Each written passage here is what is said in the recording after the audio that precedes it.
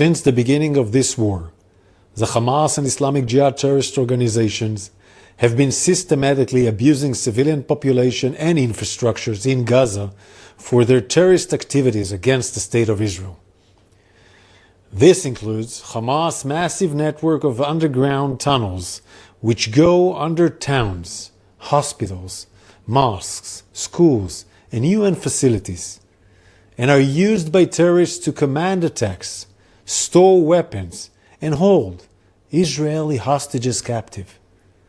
It also includes hospitals across the Gaza Strip, which have been repeatedly infiltrated and weaponized by Hamas and Islamic Jihad, and where terrorists' tunnel shafts were found.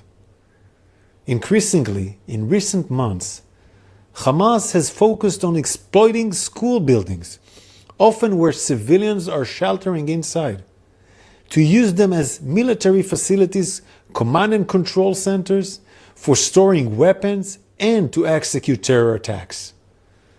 Over the last few weeks, our intelligence has been closely monitoring an active Hamas and Islamic Jihad military facility, where approximately 24 Hamas and Islamic Jihad militants were operating.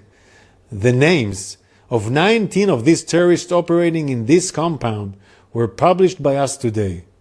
We also have intelligence indications that the terrorist Ashraf Judah, Islamic Jihad's brigade commander of the central camps, was at the compound.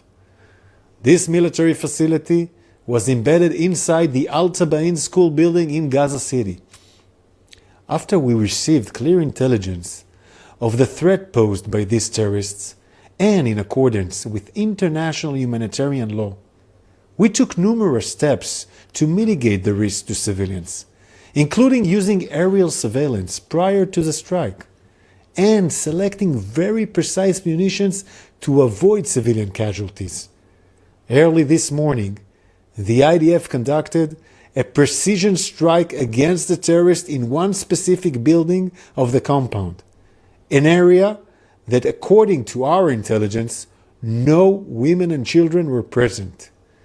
You can see in a video published by us today that the compound is still intact and that there is no significant cratering or damage to the main structure of the compound.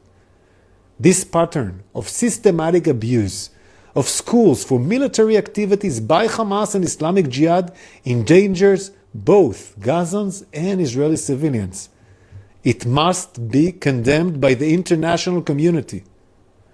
Following the strike, the Hamas-run Government Information Office in Gaza published an unverified casualty count, which was then shared around the world. These figures do not distinguish between combatants and non-combatants, and they do not match the information held by the IDF.